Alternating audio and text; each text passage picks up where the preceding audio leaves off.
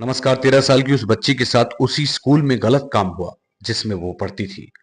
जिन मास्टरों से हम लोग ये उम्मीद रखते हैं कि वो हमारे बच्चों के भविष्य को बनाएंगे, जब वही मास्टर हैवान, दरिंदे और जानवर बन जाएंगे तो चीजें कितनी खराब हो जाएंगी, इसका अंदाजा लगाना नामुमकिन है।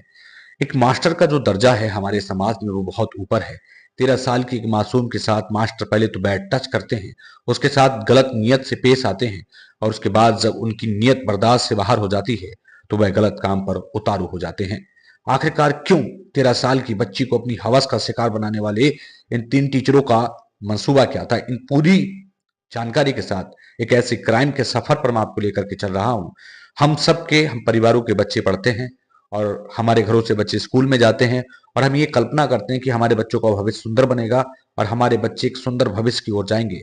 लेकिन उन्हीं शिक्षण संस्थानों में जब बच्चों के साथ गलत कार्य होंगे तो आखिरकार सोचने वाली बात है।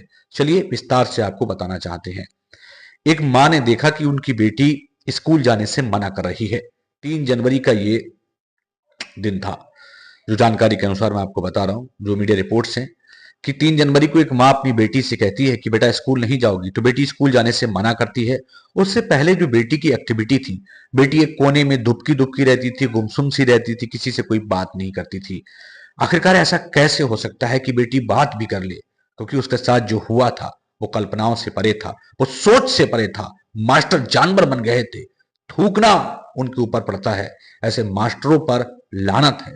समाज में वो जिंदा भेड़िया हैं, वो जानवर थे। उन्होंने उस 13 साल की बेटी के साथ गलत कार्य किया था। मामला तमिलनाडु के कृष्णागिरी के पंचमपल्ली इलाके का है, जहां एक सरकारी स्कूल में पढ़ने वाली 13 साल की 8वीं क्लास की बच्ची के साथ पहले तो बैड टच किया जाता था, जो उसकी माँ ने पुलिस को बताया और उस लड़की ने अपनी माँ को बताया कि पहले उस स्कूल में 3 मास्टर उसके साथ बैड टच करते थे, बुरे से टच करते थे। अब बैड टच की बात मैं आपको बताना चाहता हूँ। 13 साल का बच्चा थोड़ा बहुत जानता है कि अच्छा व्यवहार क्या होता है और बुरा व्यवहार क्या होता है। बुरा व्यवहार करते थे। बुरा व्यवहार करने के साथ साथ उस लड़की पर गंदी नियत करते थे, और उस गंदी नियत का अंजाम ये हुआ कि मास्टर अपना आपा खो बैठे और दरिंदे बन गए, भैंसी बन गए। चमड़ी के भूखे उस बेटी को नोचने लगे, उस बेटी पर टूट पड़े, उस बेटी के साथ हैवानियत की गई, उस बेटी के साथ दरिंदगी की गई। ये बात बताते बताते उस लड़की की आंखों में आंसू, तमाम सपने टूटे होंगे। 13 साल की ये मासूम स्कूल नहीं जा रही थी। ये पूरी बात सुनने के बाद उसकी माँ के पैरों के तले की जमीन निकल गई। ये बात सबसे पहले उसकी माँ ने अपने परिवार में बताई। परिवार वालों ने सोचा कि इज्जत बेइज्जती, समाज में क्या मैसेज जाएगा, बेटी की इज्जत खराब होगी। परिवार दबाना चाहता था। बेटी स्कूल नहीं जाना चाह रही थी तो उन्होंने कहा ठीक है मत जाओ। लेकिन परिवार के लोग इस बात को ज्यादा बढ़ाना नहीं चाहते थे। अब आप समझिए, यही तो कमी करते हैं हम लोग। हमारे साथ कुछ गलत होता है तो हम इसकी आवाज उठाते हैं, लेकिन बच्चों के साथ कोई अगर दुष्कर्म या इस तरीके की घटनाएं होती हैं तो हम कहते हैं कि चलो छोड़ो, और इन चीजों को अभी जाने दो और इन पर ध्यान मत दो। लेकिन वही समाज का सच है कि किसी जुर्म को दबाना जुर्म को बढ़ावा देना है। हिम्मत करके स्कूल के जो मास्टर थे उनकी हिम्मत देखिए, उन्होंने उस बच्ची के साथ गलत कार्य किया। अब स्कूल के प्रिंसिपल जो थे उनको ये बात पता लगती कि एक लड़की 1 महीने से स्कूल नहीं आ रही है। 3 जनवरी के बाद से ये हुआ, तो मास्टर ने जो प्रिंसिपल थे स्कूल के, उन्होंने परिवार के सदस्यों को बुलाया और पूछा कि भाई आपकी बेटी स्कूल नहीं आ रही। 8वीं में पढ़ने वाली बेटी थी वो। मीडिया रिपोर्ट्स के अनुसार मैं आपको ये खबर सुना रहा हूं। मेरा मकसद किसी को बदनाम करना बिल्कुल नहीं है। अब जब प्रिंसिपल सामने बैठे हों तो प्रिंसिपल को लड़की की मां ने हूबहू बताया कि जिस स्कूल में हम सपनों के लिए अपनी बेटी को भेजते थे, उस स्कूल में उसकी अस्मिता को लूट लिया गया। प्रिंसिपल को अपने कानों पर भरोसा नहीं हो रहा था। प्रिंसिपल अच्छा आदमी था। प्रिंसिपल को लगा कि वो दरिंदे कहाँ हैं, और वो दरिंदे कहीं और नहीं थे। वो स्कूल के वही मास्टर थे जो बच्चों को पढ़ाते थे। उन्हीं ने उस 13 साल की बिटिया के साथ गलत कार्य किया था।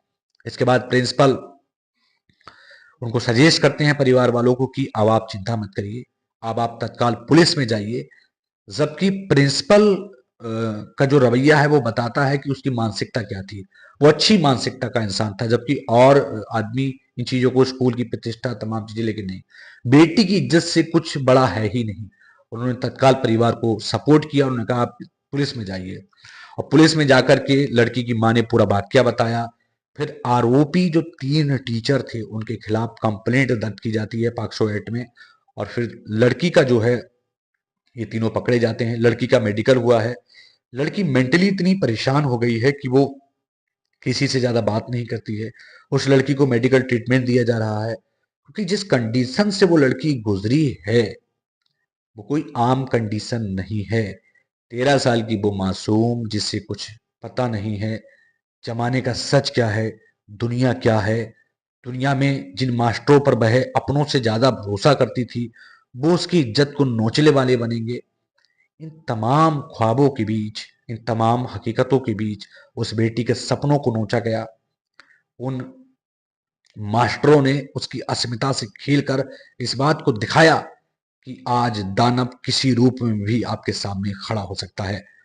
पुलिस अपना काम कर रही है, मेडिकल में लड़की का ट्रीटमेंट चल रहा है। जो बाल संस्थाएं होती हैं, जिला जिले के अफसर होते हैं, पंचमपल्ली इलाका के लोग प्रदर्शन कर रहे हैं, सड़कों पर खड़े हुए हैं मास्टरों के खिलाफ। कानून ने अपना काम किया है, लेकिन समाज आखिरकार कहाँ है?